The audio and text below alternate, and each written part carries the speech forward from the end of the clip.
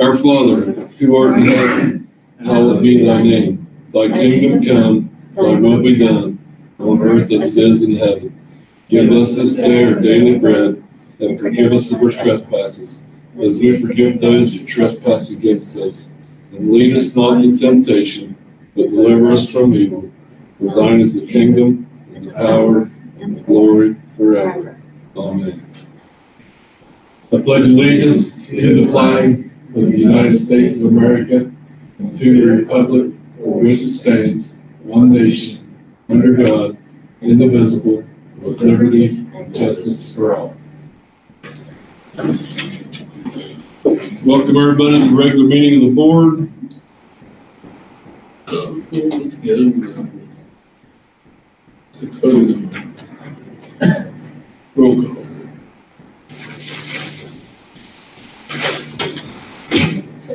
Archer?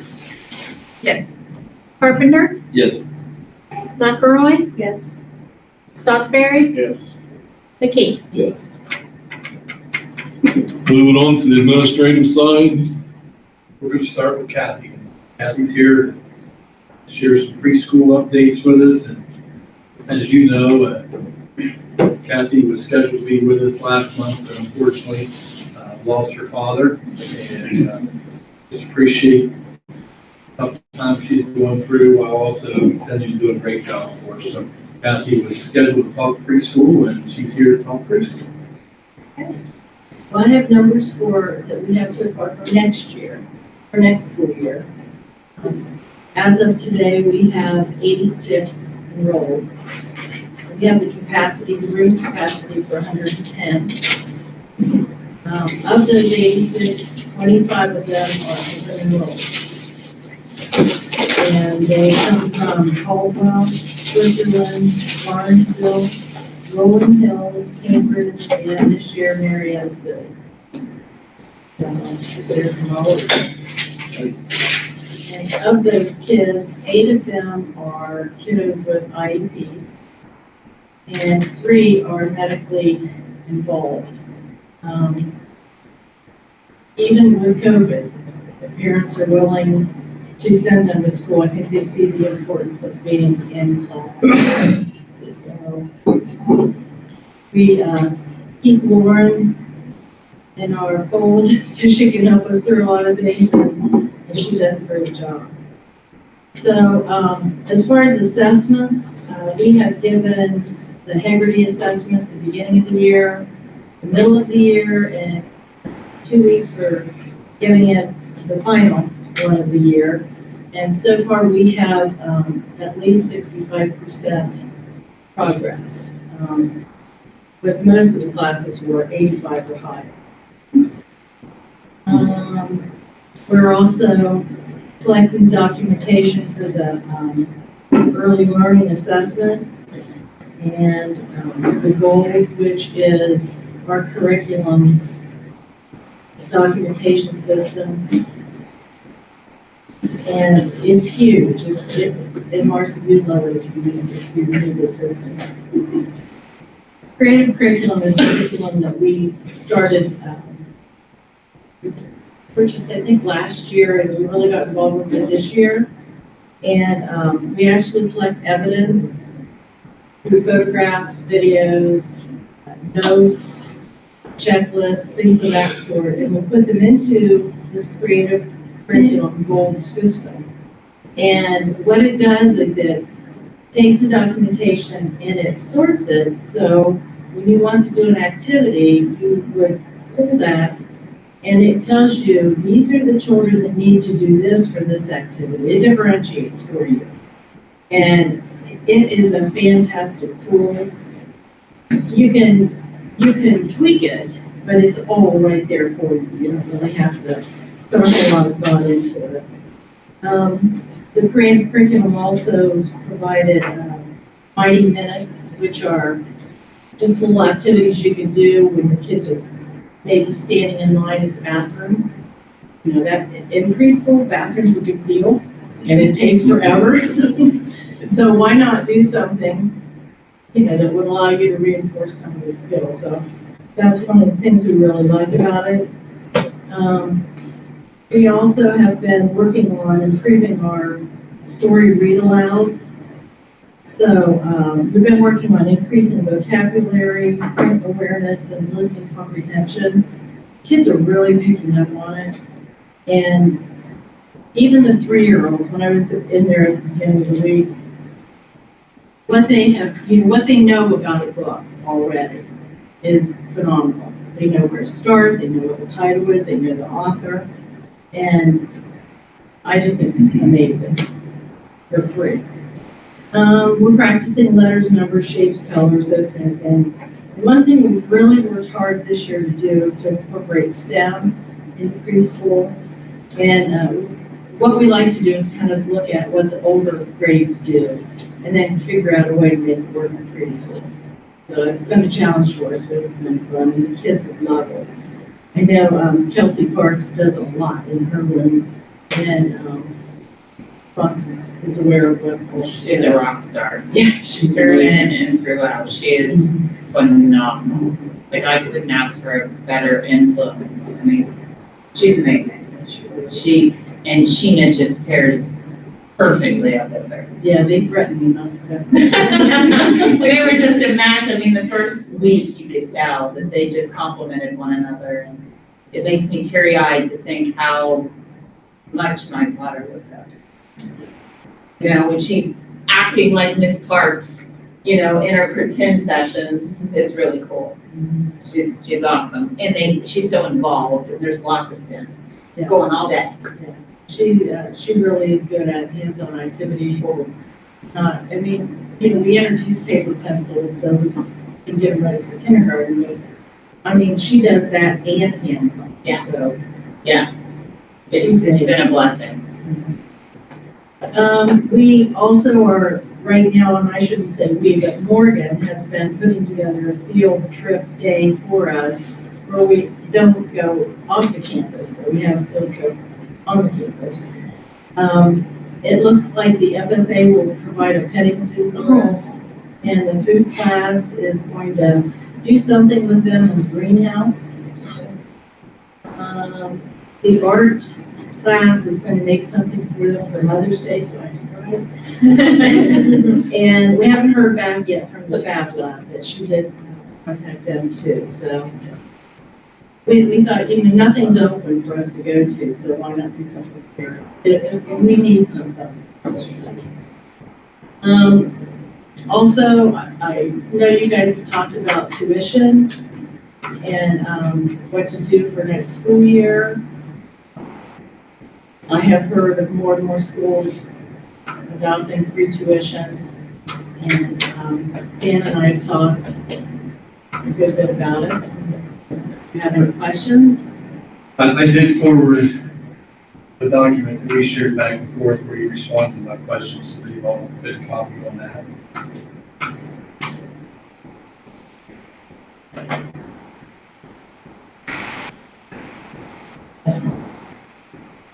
I don't see how we can afford not to offer. Well, and I hate being the last one to do things. I like to be the first one. And, we're kind of following people instead of leading people. And so I've talked to Dan about, our challenge isn't really the tuition thing. It's what are we going to do next to save what we have. And I mean that. I think we all have a regional responsibility. What we do really pushes other schools to do more, including early childhood. So we'll see what we come up with. How do you feel as far as the open enrollment? Do you think we'll lose a lot of them due to free tuition, or what you got there? Well, the free tuition really would affect more those people that are right over the income line, those that, really struggle every day to make ends meet.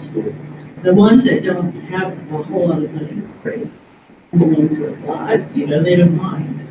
So as far as would we lose, no, I don't think so.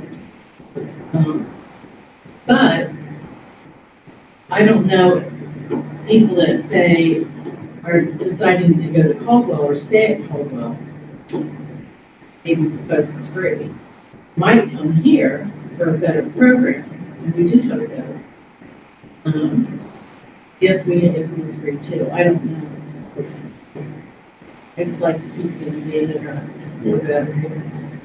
I think once we have them, we'll have them for the whole school Yeah, for 12 years. And term. What was you said you had asked why people chose us? Was it because of availability or was it just because they wanted it? well, it's funny you said that because I talked to a mom yesterday, what today is. But she's a Shenandoah grad, and she's bringing her child. She doesn't live in this district, but she's bringing him here. And I said, it's from Marietta. Why are you doing this? And she said, I graduated from Shenandoah. I thought I got a wonderful education. They love kids.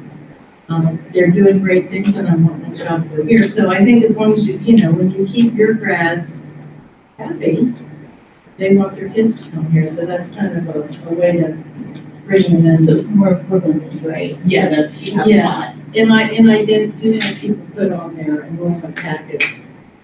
It does point my gas. And they put, I want the best program. This is the choice program. That's what a lot of them write. I was talking to a guy the other day, he works on a part-time job, and he'd been swearing he's gonna homeschool his kids, but I finally convinced him that that's not the way to go. And his kid's old enough for preschool next year. This was before we got to talking about it, he came to me, and it was gonna cost him, I thought he told me $120, I don't know if that's right or not. It's $140 a month. If you Okay, maybe it was $140 a month. He said there was no way he could do that. So I told him the other day that we might be bailing him out. See, in that family's situation, Do we have any, I think you mentioned you don't have any concrete figures, but how many kids go on to kindergarten and they're not really ready? I honestly usually have 3 to 5 a year. Okay, This year it was more. Really? I don't know if it was because of COVID and parents think, well, no one's ready, so we'll send them Yeah. anyway. Yeah. But it was more this year. do you feel that if we do free tuition, We were close last year with COVID. So I can believe it. What did you ask? I'm sorry, what? What did you ask? If we have free tuition, would we be closer to the capacity? You think we're deep capacity even if we don't have money? That's good. You think we I think we'd be close. Yeah. If you're asking me if it'll make a difference, I think it'll make a difference. I think the thing to think about is what it does. Kathy, if we get to, I'm sorry. Go ahead. So, we always want more enrollment, even for upcoming years.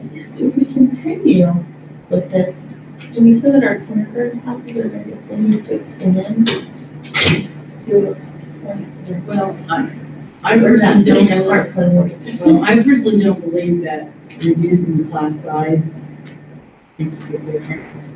The rest of the field, okay. Our preschool classes are big. So just real short, research clearly shows that there's no advantage to reduce class size until you get that class size fewer than 11. The statistical data shows that between 11 and 30, there's no statistical difference.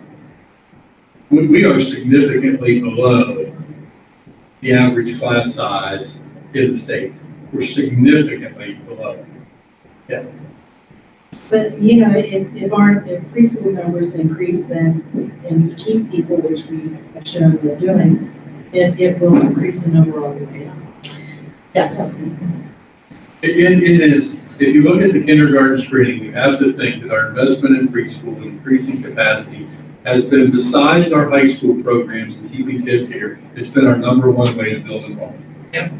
the data's there. We've been asking for data and you have it. And so you're really, when it comes to free or not free, you're choosing whether to take a gamble. We're losing what, 38,000? I mean, it's not much, I guess my question is, 3 months from now, we're sitting here and we're talking, we're at 114 kids, we've got 20 on a waiting list, now what? I mean, are we thinking about where we're going in terms of, because I see numbers coming. I mean, especially when not only we are leading the preschool, but it's going to be there. I mean, free tuition. I think our challenge is We're not only good, but we're free. If we don't want the free, let's start selling playgrounds. He's having a $1 million playground and they're going to kids. I think it's amazing the school districts that are adopting that cannot. It is. And, wow. It says something though. Yeah. Yeah. Wait, what did you say? The school districts that are accepting free tuition, some of them. Okay. To solve this problem, you have to look at it. Even their shoes, we'd be doing the same I thing. think I think our risk is a lot greater if we don't do it. Well, I think it's a no-brainer, but I'm just looking at, what are we going to do? I mean, what are we gonna do when we have more than 110? How can we accommodate? And then,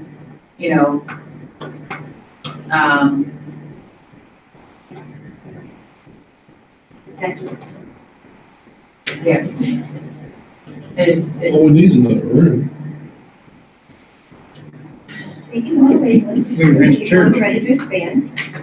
Yeah, it's interesting that other schools in Bright Beginnings have a waiting list. And Switzerland has even expanded it this coming year. They still have a waiting list. Right, so I take great pride in sitting in Bright Beginnings meeting and saying, yeah, because we've been allowed to expand to the point where we're ready to take more. Yeah. And, Chad's been wonderful about preschool has to measure classrooms and get them licensed. ODE tells us how many we can have in a classroom. So he's been wonderful about measuring and finding the largest rooms that are closest to the bathroom. So he's been great. So if you go back, we talked about this before, if you think about the old days, kids would come in for kindergarten screening. If they weren't ready for kindergarten, at 5 years, we sent them back, just assuming that another year of taking breath, they would be ready. And actually, we sent back home the kids that we needed the most. So the reality of it is, there is that enrollment piece, the building enrollment, but there's also the educational piece. If we have kids that are making decisions, 3 to 5 years, I heard Kathy say, to move on to kindergarten rather than taking that extra year of preschool, or a kid may be choosing a lesser option because they fear they can't afford the 140, I personally think we have to take a look at it. Any decision we make is not a lifetime commitment. We evaluate it, we look at it, we can back out of this a year later just as quick as we can opt in. So obviously, like everything else, it'll be something we evaluate. If we get to capacity or beyond, then we'll start looking creatively, even more creatively at some of our space and some of our options, make a decision whether we go to a wait list or we have a way to accommodate more by utilizing different classrooms. When we talk about the kids that need us the most, many other programs don't take children that are not toilet trained. We do because it's part of development, child development. That's part of growing up. Some families don't have the, I don't want to say priorities, they don't have the schedules to really help get the toilet training done. So we jump in and help. And this year we have a 5-year-old coming who is a toilet trainer. And he's had a nightmare of a life. So he should be here. Absolutely. And to think if he was in another district, he might not be allowed to go because of it. So we take care of that. You want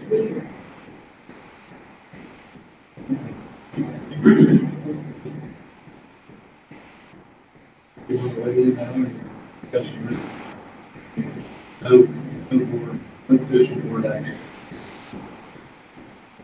I'm good with all of it. No charge.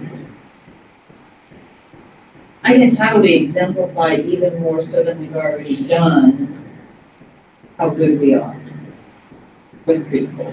Well, I think the second part of our program will include some greater data regarding our performance side and our growth there, so. So a couple things before I begin. Number one, Thanks, you know, Kat. I'm very passionate about kindergarten. Preschool is huge in building capacity in our kindergarten, and with that foundation that we talk about all the time. We want our kids to be ready, proficient at third grade, reading, writing, math. In order to do that, we have to start young. We have to get them as soon as we can. So, with that in mind, and the fact that we now have other districts calling me all the time saying, what's going on with preschool, how are you getting these results, what's happening, and we're kind of becoming the model, if you will, of what other districts want to have and accomplish. So I started doing a deep dive in the data. It took me a little while to find some of this. But I went back to 2015-16 when we really started focusing on increasing the number of teachers that we have, moving from half days to full days, moving from just regular social preschool to kindergarten readiness. So I put this in there for you to study later, but the top piece of this is just KRA specific. So when you take the KRA, it's taken in the fall when our kindergartners enter the building. It's actually before the other the kids, right? They come in the first week that other kids are taking classes. We're testing our kindergartners to see where they are as a baseline, if you will. So we know what we have to do moving forward during that school year to move them forward. So when they take the KRA, there's three pieces. It's a ready, approaching, and emerging. We rate them in one of those areas. I highlighted the emerging because to me, that's where I really want to start looking. Because if they're ready and approaching, my odds of pushing them forward are pretty good, right? By the end of the school year. So as you're looking at that, keep in mind that bottom row too is I went back all the years. I actually have data clear back to 2001, thanks to Julie Franklin. She's a rock star when it comes to data collection and all that. But that's prior data. So that KR at the bottom stands for kindergarten readiness. So I went through all the enrollment numbers and I said, okay, out of that 37 total enrollment in the 2014-15 school year, 11 of them were working on kindergarten readiness. So that impacts the 2015-16 data that you see above. So that 10% in 2015, that's all we had ready, 45% approaching. But 27% of our students were emerging, what we consider not ready, right? That low bottom quartile of that class. But 11 of those students had preschool. So that's what we want to start changing, right? Increasing this kindergarten readiness, increasing those older kids, moving them through 3, 4, and 5, giving them more years of service or more years of instruction. And so if you look at that, the top one, ready, you can see, let's take the ready row. We went from 27%. We jumped up when we started focusing on longer days. Remember, we went to half days, full days? About right there. 64%. We jumped immediately the next year to 66%. 22 emerging to 10 emerging. Then we slid off to 60%, because then I'm having a heart attack, right? Because I want to show that this is impactful. And I'm thinking, okay, Marcy, what was it? Was it a low enrollment year? What happened? And it was, if you guys remember, we had some issues with preschool teacher. Michelle. You got a staffing issue. We had a staffing issue. And because of the staffing issue, we had a lot of substitute teachers that were not certified, right? But they were certified, they were able to sub, but not your instructional leaders. So you see that gap there. And it's also a time when we started looking at creative curriculum and integrity curriculum. So we wanted to combat that too, moving away from just social in all the classrooms that we wanted to add. We've been transitioning that into kindergarten classrooms. So 27% up to roughly 69. This year, our KRA scores dropped. Oh, I think we can all attest to why. COVID last year, we had till March, we had Yeah, there was a big shock to the system with a lot of our students. That's over not that very grade. But that's not bad. I know, I looked at other, that's what I was gonna share. Thank you, Kathy, for saying that, because I was looking at other data, and we're still good, as Mr. Levenwell shared through the emails, we're happy with KRA schools across the United States. Right. So I wanted to then correlate, why is the KRA important? Why is kindergarten ready? Scores improving and critical to what we want to see, building that foundation for our students to get them ready for the STEM and third grade proficient. If you look at the bottom, the same years, I started measuring. Kindergarten, your diagnostic, which is they're taking at the end of the year, right, for the next school year, so it measures the growth. 62.6, 76.3, 80, 90, I can't read from here, 83, then 94.5. See the steady increase in kindergarten? So even the year, look at 2015-16 at that 60%. That was a kindergarten in 2016. In 2018-19, the kindergartner was at 60%, right? Look at the first grade class the following year, 91.4%. So this foundation is moving them forward at a very high rate. Look at our first grade classrooms, steady increase. Now, we know it's dropping off a little bit in second, third. You've heard Mr. Levenwell and I talk about this quite frequently. That's why we're looking at our new literacy plan. And we're really trying to figure out what's happening in second grade, third grade, what needs to improve. What we see is that sometimes we don't have the expectations, right? We continue to do what we've always done. And now we're realizing that we need to increase the expectations and knowing that they already have it. So I just thought that was great. Oh, and if you look at in the parentheses, I want to share that with you, proficient and not proficient. So you can actually add up how many students was in that class. For example, first column, 2015-16 kindergarten, 62.6% were proficient, 42 and were proficient, 25 were not. But if you add them together, 67 students took. That gives you numbers. No, at no time will we above 80 to be 20 class because we keep it up until fourth grade, and there's 3 sections. So I just thought that was pretty powerful data to share with you, to have evidence to support that what we're doing in preschool is impacting our kids. All right, any questions on that? It pretty much speaks for itself. I think so too. Super proud. So if you're looking over that later and you want to ask more questions, please feel free to do that. And you'll go, while we're still on that, turn that in the public section, if you'll click on it. We had our literacy night in conjunction with the curriculum showcase. And as you guys know, because we're title funded, right, we receive a grant, say we'll have, there's certain things we are responsible for doing. Compliance. Each year, it's our job to inform parents about title and what it is and where our monies go. So if you go back to that document you just had open with what is title. This year with our title budget, we had $180,000 roughly. It's okay. 162,000 spent on salaries. And that's with our teacher, and in this year our paras. As you know, our budget was cut this year. So instead of 2 title teachers, right? And we also looked at what do we want to do with that. We wanted more targeted interventions. So we have 3 paras. One comes on Tuesday, one comes on Wednesday, one comes on Thursday, and they each focus on different things, from vocabulary to comprehension to fluency. And we are seeing great results. We've been monitoring our data in DIBELS and STAR, and we're super excited. When we look at gap closure, we really don't believe we're going to have the gaps that other districts may have. Number 1, we go face-to-face. Number 2, we continue to monitor. Are we where we had hoped we wanted to be because we wanted to be better than we were? No. But I believe we're going to be very close to where we've been. So keeping that like a level, not growth, but level.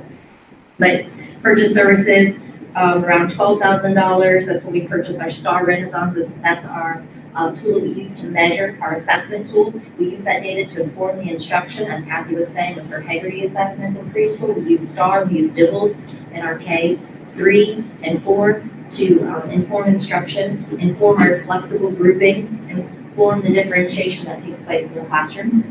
Our A to Z, our I read, all comes through that purchase service. And then supplies, $7,300. Now, a lot of those supplies, if you were here during literacy night and the showcase, you can see where some of that money was spent. We had 10 centers, all focused on specific skills. So the students went to their classroom, did an activity, read a story with their teacher, left their teacher, and then went down into the cafeteria, into the library, went from center to center to center. We created, hands-on interactive activities to try to help parents see ways that they could engage their child in learning. From alphabet tiles where they could make words, from dice rolls where they rolled the dice. If they got a 1, they had a sheet where they could ask questions about a story they're reading or give them ideas of a story to write. So just lots of neat things that we try to make available for the kids. PTO was so grateful, give a shout out to them for helping donate books so that every student left with a book that night. As part of the driving force behind how we spend the money, it's getting feedback from our parents. So we survey our parents each year. This year, through K-4, at 125 parents sign in the sheets into the classrooms, which was great. A lot of times you'll see a dual signature from mom and dad. This year there was a lot of dividing and conquering because we had 121 student cards. So usually that's a little different in variance, but this year was similar. It was very close. So I'm pretty excited to see that. I had, as I always share with you, survey results. I had 98 return surveys, and you can click on that next one, which is the sample. So in the survey, I always ask 20 statements. I'll come back to that one. And you can scroll down just a little bit. I added the remote question or statement this year. They either agree or disagree with the statements, but out of the 98 return surveys, 77 agreed with every single statement on there. 21 had a few disagreements, and then I always ask them on the back if they have a disagreement, please share with me why they had it. Just what was it that they disagreed about? And so some of the feedback I received is that if you look, remote instruction was beneficial, agree or disagree. Those who disagreed simply stated because they felt that face-to-face was more beneficial, not that they were unhappy. There was only 1 or 2 that made a comment that they didn't feel their child had a good experience with. It says online school is tough, overly challenging for teachers to have to handle both face-to-face, but they thought they did a good job adapting. Communication has improved significantly with our consolidated tools. The phone app was one of my favorite additions. Great work with STEM. I work in STEM-related field, and I truly appreciate the local school district working to implement more STEM. Need more information about tutoring. That was one. We don't always get our automated texts or emails, but they didn't leave a name, so I couldn't help them with that. Shenandoah needs to be about quality. I thought this quality, not quantity. At some point, open enrollment has to have its limits. Communication was an issue, only a couple ways, and then celebrations. The growth in all aspects of Shenandoah has been exceptional in my opinion. I'm excited to see what the future holds. Communication is excellent. Teachers push my child to do better, doing a great job of helping. Keep up the great work. So lots of positives, even in the areas where we asked for them to give us feedback to help us get better, and still positive comments I felt. So pretty exciting about that. Oh, and if you go back to the compact, every year in August when school starts, we have a parent and student and teacher compact that goes out. So we need yearly to kind of review this compact to make sure all the stakeholders agree with what we have on there. This year, our parent advisory wasn't able to meet, so I was like, how am I going to tackle this? So I asked the parents who attended the literacy night to give me feedback. So I had like 70 some parents give me feedback, adding comments that they wanted to make any changes, and so there's what you see. If you scroll down, you can see a lot of you are parents in here, so I'm sure you've seen this before. And as a teacher, I agreed to, as a student, I agreed to, and as a parent, I agreed to. So that's a compact. So I will look at the revisions that they suggested, and then those will be printed again for next year. Marcy, a couple things for clarification. I think Yes. most of these folks know, but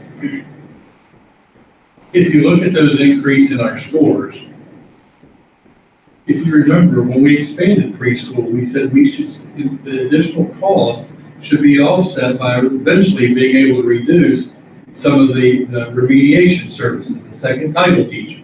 So that was well within this plan. You see exactly now why we shouldn't need two title teachers with the change. Just look at the difference between 15, 16, and where we are today. So that move was expected. We hoped for it, obviously. If we weren't seeing that kind of data, I think we'd be having a different kind of conversation. Well, and I think I would add to that, we weren't seeing, the results every year. It's our job to look at the data, look at the results. We said this was our plan. Is it effective? Is it working? We weren't seeing the growth that we wanted to see in those targeted pieces. So we really wanted to make an increased effort to target that. And what better way than to have specialized retired teachers working on those pieces, and we could have more And then, support. and then the other thing, a lot of our class size that's very low was a result initially of a grant that supported reduced classroom size. And we have locally continued to pick that up long after the title funds ran out for that, correct? And then I think the other part in relation to what people said, it's, you know, their quality versus quantity was all about enrollment.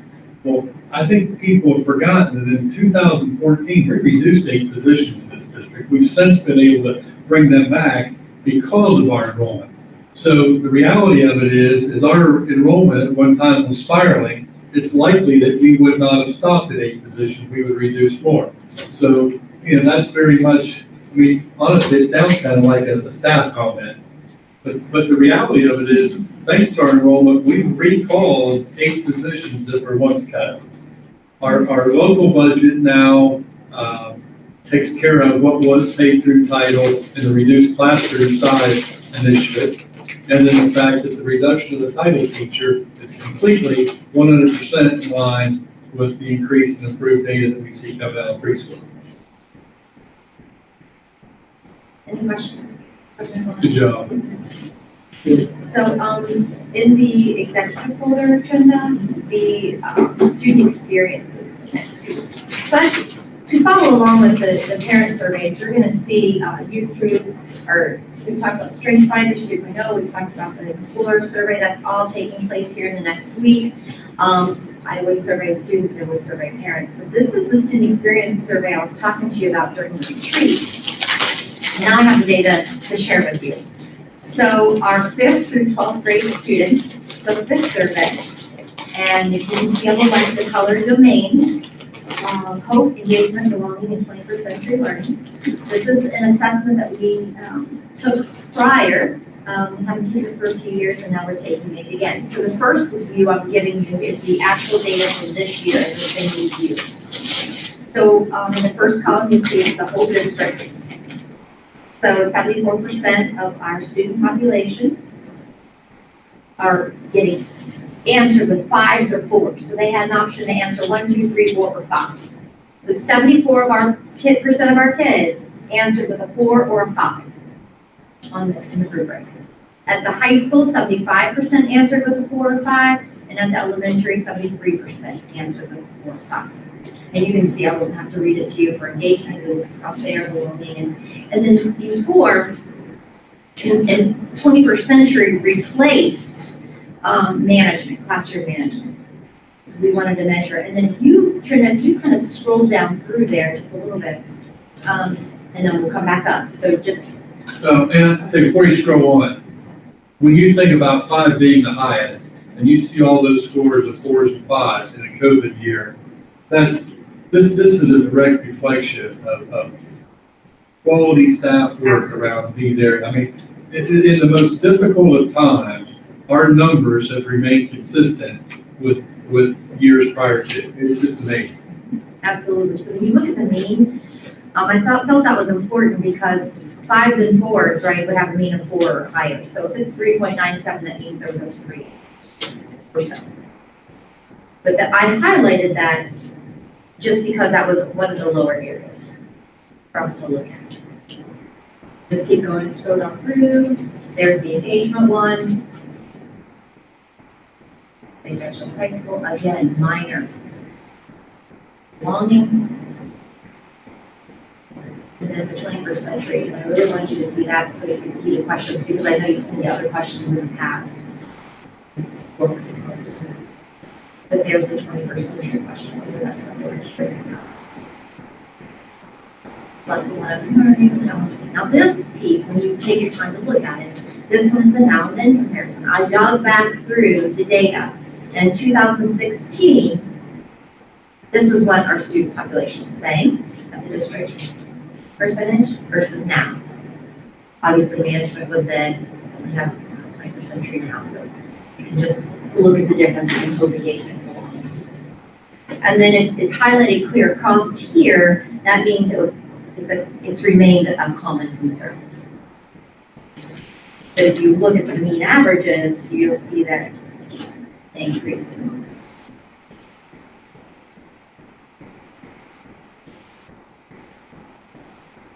Super excited with the data though, especially as Dan said with COVID, we discussed just was a true evidence to support that our teachers just really did an amazing job with our students.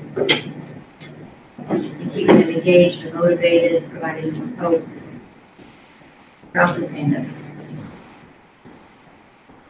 Any questions on this data?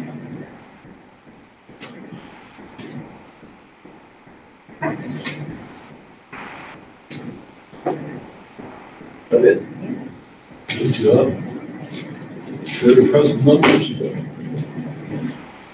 Great job, Marcy. You're welcome. That's great. Thanks, Kathy.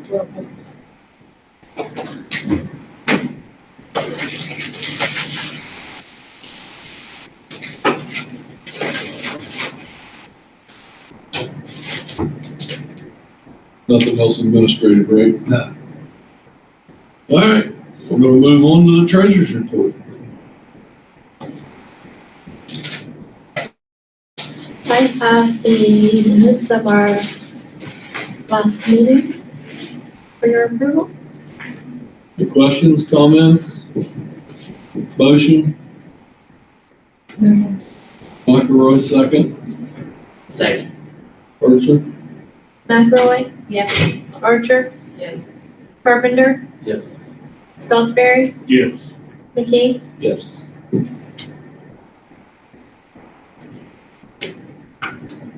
We have a few financial reports for your approval.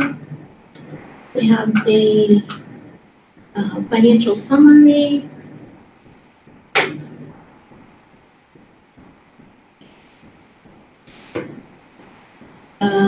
We have the disbursement summary, the cash basis cafeteria report from our records, and the nutrition group report.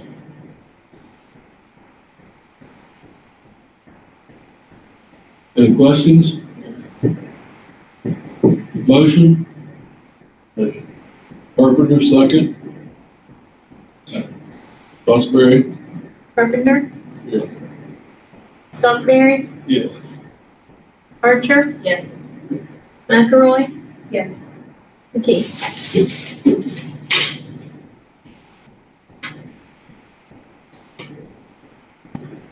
I have a missing voting chart. I need I to was copy. waiting for you to Give me a say that. second. I'm gonna try that. Danielle usually does this for me because I can get it to be right.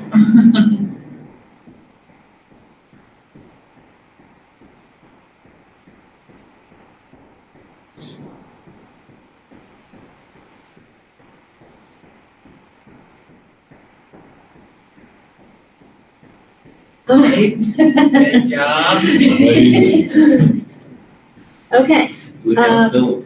I didn't even have to ask Phil to help me. Retail rehire proposed advertisement. The Noble Local School District Board of Education hereby gives notice in accordance with section 3307-35-3 of the Ohio Revised Code that Dan Leffenwell, currently employed by the Board of Education as superintendent, will be retired and seeking reemployment with the Noble Local School District as the superintendent during such retirement. The Board of Education will hold a public meeting on the issue of Dan Leffingwell being reemployed by the board at a meeting to be held on July 15th, 2021 at 6:30 p.m. The meeting will be held in the Shenandoah High School Media Center. It gives the address. So just so you understand what the process is, you're approving for me to advertise the statement that we're going to hold a public meeting in the future about this. Motion. Archer, second. Stotsberry. Archer? Yes. Stotsberry? Yes. Carpenter? Yes. McElroy? Yes. McKee? Yes.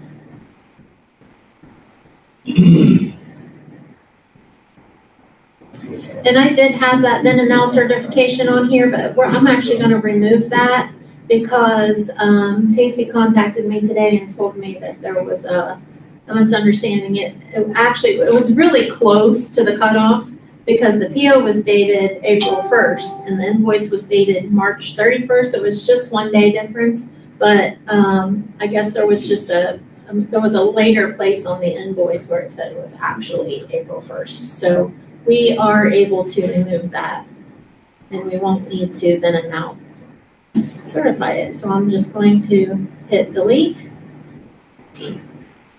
and be done. Yes, ma'am. Right, all done? Yep.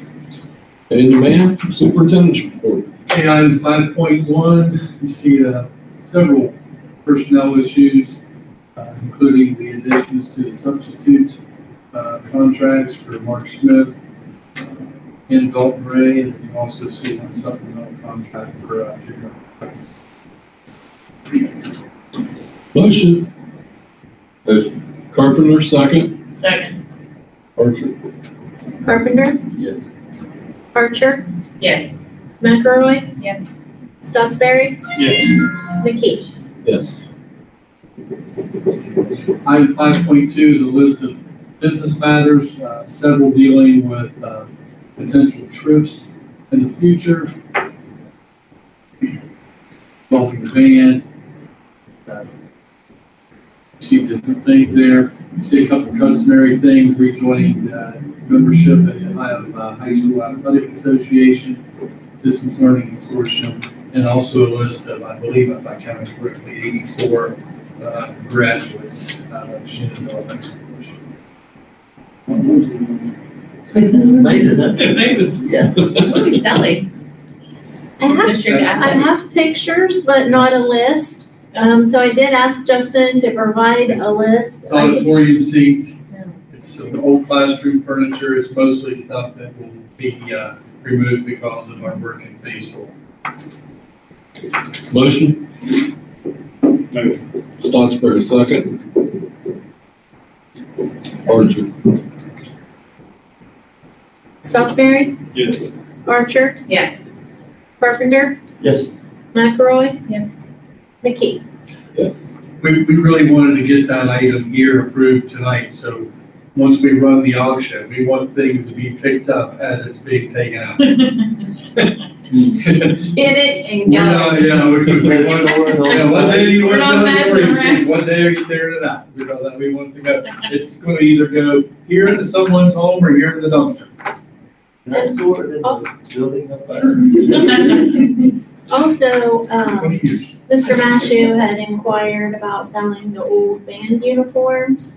And I told him, like, phase 1, do a complete inventory. Phase 2, you and Justin decide which ones you're gonna sell and which ones you're gonna just dispose. So that's a process and it's on the list too. So they will be. People would buy them. Possibly. I could be surprised at some of the older ones. Because they're Alouds there. Okay. And then when they don't sell, then Item 5.3 is payment in lieu of transportation. That is for one student who recently had a change in educational placement. Motion. Carpenter, second. Second. Archer. Carpenter, Yes. Archer, Yes. McElroy, Yes. Stotsberry. Yeah. McKee, Yes. Use everything.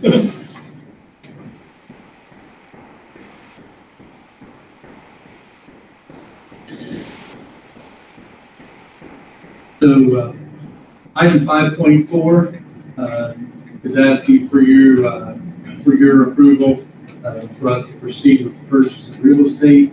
As we discussed, it has to do with just a parcel of property up adjacent to Green Acres Farm.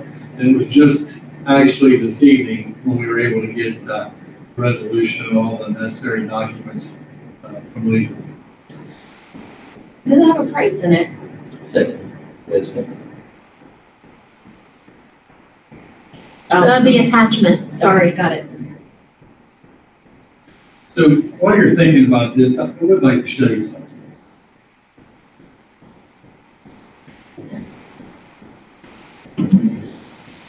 See what we're chatting. I don't see the chances. Oh. You should say the thing.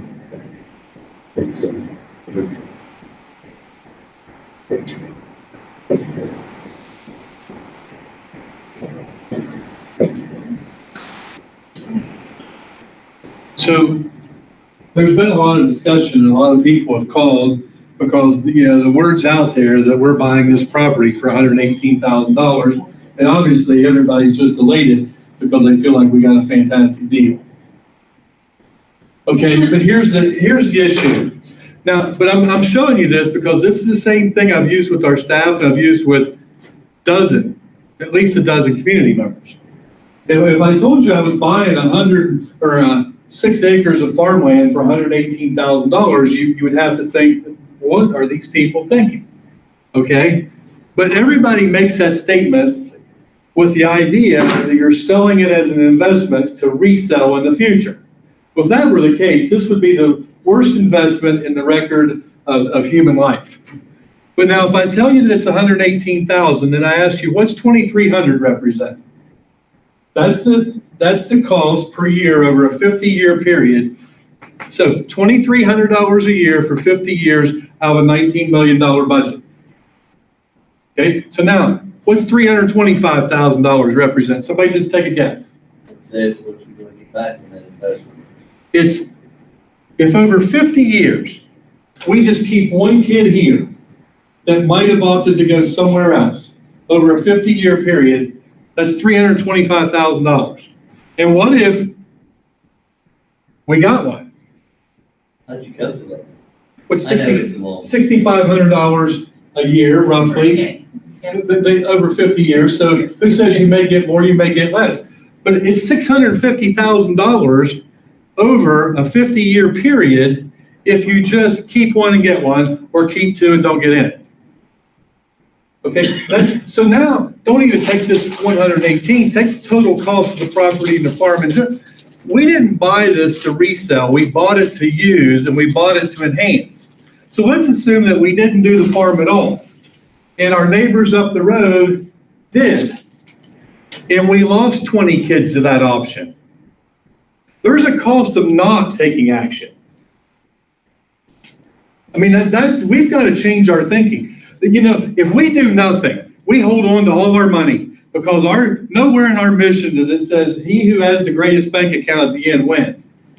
Okay, and we had do the math. I don't have 20 kids a year times 6,500 times 50 years. That's the cost of not doing anything, assuming that you lose 20 of your ag kids to options that are doing this very thing. So I don't think that we have to look very far if you want to find examples of where people aren't investing, and as a result of not doing so, they're losing kids. Yeah, it's over $6 million. Okay, so when you tell people, don't think of it that way. It's not their fault. I'm not angry, but we have to change the way that we look at this. So when people say, well, I've said it before. You don't save by not spending. These are not just, oh, we've got money, let's go out and spend it. We're actually talking about not just spending this, we're talking about making an investment that gives us a return. And we're going to talk about that in a little bit. We're going to have some CARES money. Do we want to spend that on something that's going to have a 1 month or a 2 month shelf life? Or do we want to invest it in infrastructure that we might have for 50 years? How we spend that money is really important. But not spending this, not reinventing, not being creative, not doing those things, we'd be turning our back on an investment. So I think we shared this with our staff, because I got to tell you, sometimes our staff, until we have this conversation, they don't get it because we equate expenses here to expenses in our own home. And I think we have to flip the script on that and talk about what's the risk of not making these investments. So when Constance said at our work session, it's time to invest. This is an investment. Now, we don't even need to talk about 118,000 here compared to 300,000 plus if we go north to do an access and an egress. I could give you 1,000 more reasons why this is good. None of us want to be here, but I can tell you, it's not a bad financial decision. Well, my daughter's life's worth more than that. That's what I said initially. Every kid in the school is worth $100. Every one of them. So I just feel like when you see stuff like that, because people never think that there's going to be revenue back or revenue saved. That's just based on 2 kids. Not to mention the safety, not to mention any of those very important things. That's just the financial aspect. Oh, buses pulling in out of there too. All day. Any questions on the purchase agreement thing? Motion. Motion Scottsbury, second. McElroy. Scottsbury, Yes. McElroy, Yes. Archer, Yes. Carpenter, No.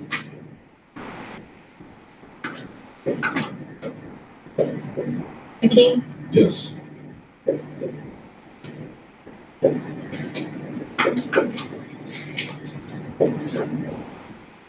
That all you got, Dan? Yes, sir. Vocational report? Lucy say anything, Trenda, you know? No. Hey, financial?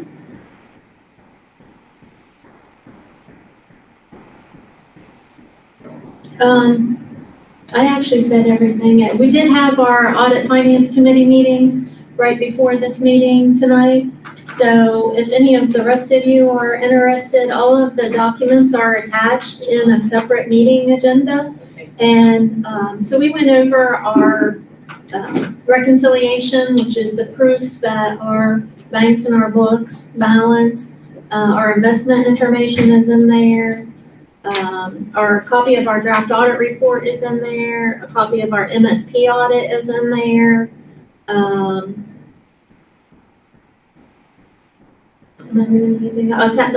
tax settlement information, which I know we went over that at the last meeting too, but it's in there. We are still waiting for our Monroe County settlement. So that's still out there and waiting. We'll be finalizing a complete property tax analysis for you until we get that. Plan to adopt the 5-year forecast at the next meeting, at the May meeting. It'll be due to be filed by May 31st is the deadline, so that'll be upcoming. Is that a pretty good summary? Did I leave anything out? I think you left anything out. Okay. Our next meeting. Cool. I just wanted to see where it would fall. I just want to make sure that'll be. Yeah, that'll be plenty, yeah. Okay. We'll be fine. Dan, you got anything? I do. 2 things, just a few updates on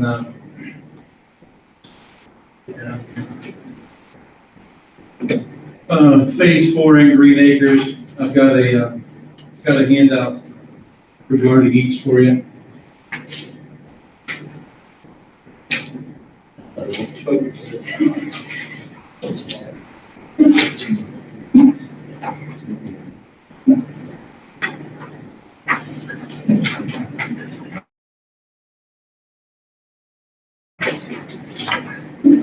There's 2 documents, and I kind of thought you'd like this in a hard copy.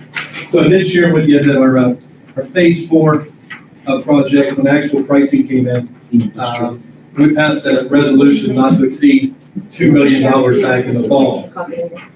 With everything that's happening in the world, is one factor, but the greater factor was our increase in the scope of work. The actual pricing came in at $2.650 million. So we went back to the drawing board and we really broke this down and got a little bit more itemized on everything that we're looking at. We sat down and we now have a new number going into this that's about $2.3 million, because we've already came up with another $30,000, and we continue to find things, and we're actually even questioning something right now that's over $100,000 that we feel like may be duplication. So we continue to work. I will tell you that I'm happy to report not a lot of this increase is an increase in labor. Obviously, there's some in material, but the majority of this is the change of scope, primarily involved in the locker room area with the plumbing, electrical, and those kind of things. So I really feel like we're in a pretty good spot. I think that number is going to continue to come down. And I also would tell you that 2.3 still gives us $110,000 of contingency funds to work with for the unexpected. To trim that 300,000+ and still going, we've not really reduced any scope. And when we finish this, we would still expect to be done with our high school renovation. Some of the things not included in the scope that really drove it up, we also had put in this for an estimate to go ahead and roof the gym while we're here. And it also included a roofing project over the locker room and the kitchen. Well, I've been arguing this for some time because I felt like our locker room and kitchen area still had an ample amount of warranty. And there was some disagreement, and after calling, we still do have until 2027 or 2028 on the warranty of that. And our roof, the gym roof, is not problematic, but it is one of our roofs that were done earlier, and it is currently out of warranty. But I think we don't need to put that in this scope. When we go to roof the gym, we need to do a true competitive bid project. And so we took that out of the scope. There was about $100,000 in furniture added that had to do with fixing up our esports lab and also some additional storage cabinets in the classroom. So we backed that out. The additional scope that we added is the plumbing. We're now tearing out the entire floor, concrete floor throughout the locker room area, because we think that's going to be more cost effective than just trenching. There's still a lot of unknowns under there, and we think we'll have a better finish moving forward, because some of that concrete is not in good shape anyway. So that's just one example. And then where we did see a big cost increase, if you want to say due to COVID, is when we go back in there, we have about $60,000 in metal lockers. That probably would have cost us, $28,000 less when the world was right.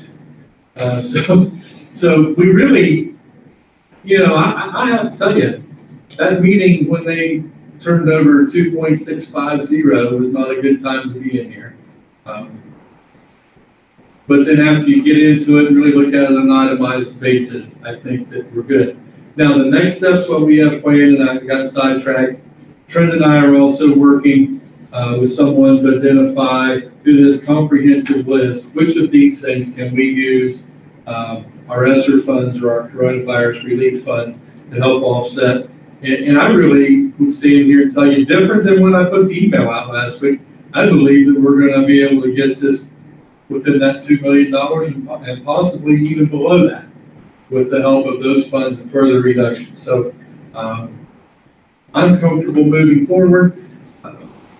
I don't think it's going to be, the quote guy, I don't think it's going to be any cheaper in the future, and the payment of mobilizing people twice. And we plan on and we feel comfortable moving forward. If you guys feel comfortable.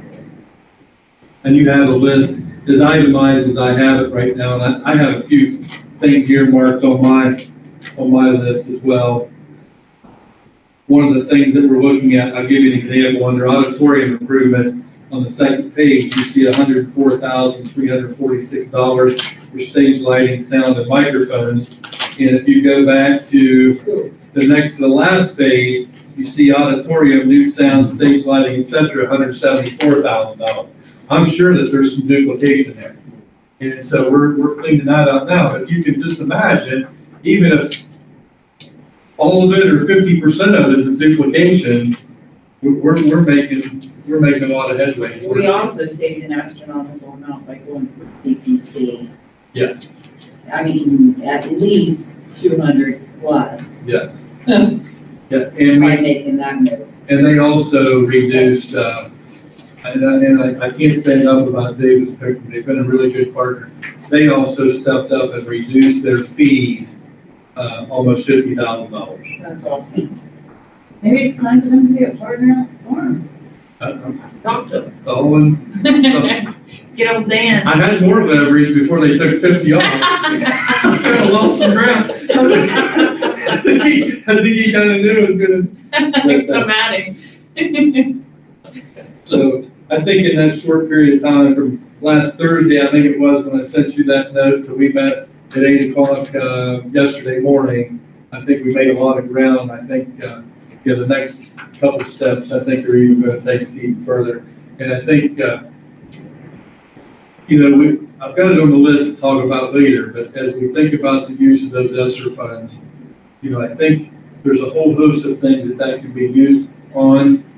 But I really think, and Trenda and Marcy and I have spent some time talking about it, we're all in agreement. We want to spend that on things that we're going to get more lifespan.